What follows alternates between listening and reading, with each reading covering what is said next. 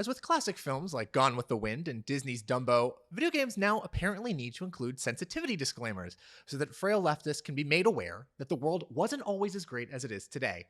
Players booting up their copy of Capcom's Mega Man Battle Network Legacy Collection, which is an anthology of games released from 2001 to 2005, were greeted by a disclaimer about supposedly insensitive content that could possibly offend them. Ooh, scary. Capcom values diversity and inclusivity within its games and its community, begins the disclaimer, which is clearly company speak for insulating yourself from the ubiquitous accusations of racism for simply existing. It continues, please be aware that the games in this collection may contain some cases of insensitive cultural depictions that are presented as originally created to preserve their authenticity. By the way, this happens every single time you turn the game on, and it doesn't really seem like there's a way to disable it, so you're going to be seeing it. That's just what I wanted. A lecture every time I want to play my game. And I got to pay $60 for the privilege, so great. Now, there's two things that I want to address with this particular situation. The first is a sense of bewilderment. The Battle Network series was one of younger Doug's favorite game series growing up. I played it all the way through probably about 10 times, and I'm legitimately racking my brain to think of anything that could possibly be considered offensive enough that it would warrant this type of disclaimer. To briefly highlight what the game is about, you play as a kid who has what's basically a special AI that fights computer viruses and other AIs. And each one of these AIs is an over-the-top personification of some kind of concept. For example, there's Woodman. He's a giant tree. And Sharkman. He's a giant shark. My personal favorite was Bowlman because he was a giant bowling pin, and even as a kid, I thought that was stupidly hilarious. But the point is that this series was pretty goofy, and it was over the top. And it did that when it came to pretty much everything. No one culture, one particular ethnicity or religion or anything was ever singled out particularly egregiously other than the other ones. It was pretty obvious that the game wasn't taking itself too seriously.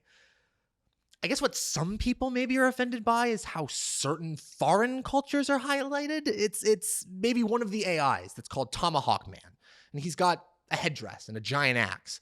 But does that really require a disclaimer here? Have we gotten to the point where anything that isn't completely PC has to get a trigger warning? Otherwise, some overly sensitive liberal is going to have a heart attack? I mean, I guess we are.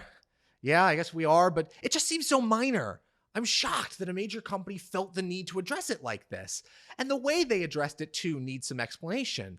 Because while some people are arguing that, hey, at least they didn't remove content, it wasn't censorship, it could have been way worse, I think that it's nuts that we're patting Capcom on the back for pushing this crap at all.